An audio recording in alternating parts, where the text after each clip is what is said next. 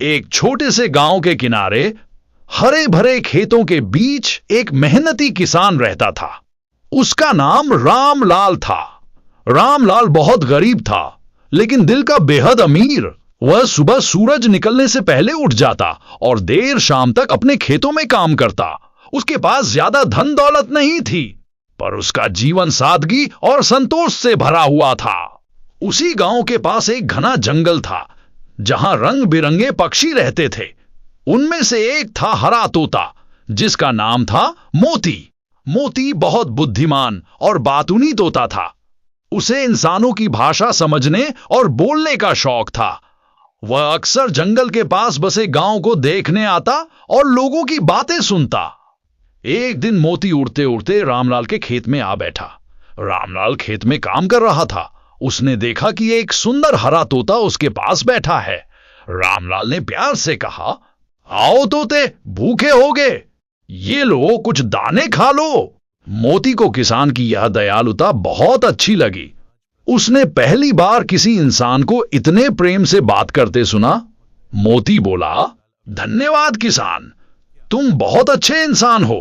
रामलाल यह सुनकर चौंक गया कि तोता बोल रहा है, लेकिन उसे डर नहीं लगा, बल्कि खुशी हुई। धीरे धीरे मोती रोज रामलाल के खेत पर आने लगा। दोनों के बीच गहरी दोस्ती हो गई। रामलाल मोती से अपने दुख सुख की बातें करता और मोती उसकी हिम्मत बढ़ाता। एक साल गांव में भयानक सूखा पड़ा। बारिश नहीं हुई, फसलें सूखने लगी। रामलाल बहुत चिंतित हो गया।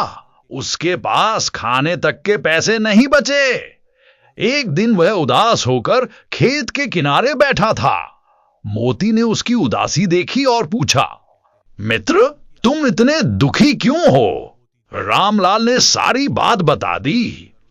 मोती ने कहा, चिंता मत करो, मैं तुम्हारी मदद करूंगा। मोती उड़कर जंगल के राजा शेर के पास गया और रामलाल की मेहनत और ईमानदारी की कहानी सुनाई। शेर को किसान की सच्चाई पर दया आ गई। उसने जंगल के हाथियों और हिरणों को आदेश दिया कि वे पहाड़ से पानी लाकर किसान के खेत तक पहुंचाएं।